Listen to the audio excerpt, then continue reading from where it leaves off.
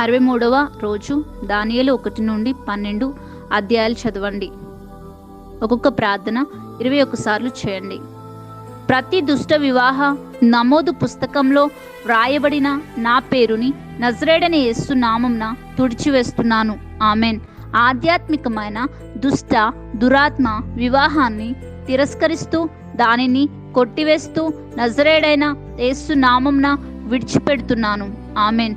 యేసే నా నిజమైన భర్తగా ప్రకటిస్తున్నాను మరియు ఆయన నా మీద రోషం గలవాడని నజరేయుడైన యేసు నామమున ఒప్పుకుంటున్నాను.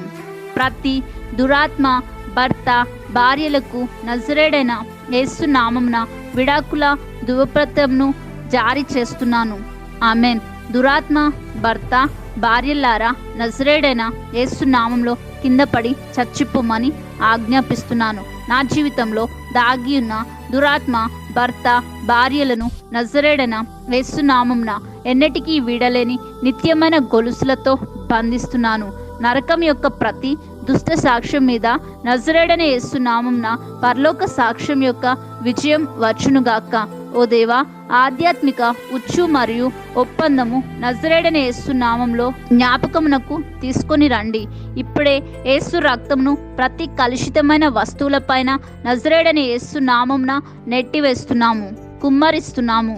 దురాత్మైన భర్త భార్య మీ యొక్క ధృవపత్రాలను మరియు ఉంగరాలను నజరేయుడైన యేసు నామమున కాల్చివేస్తున్నాను.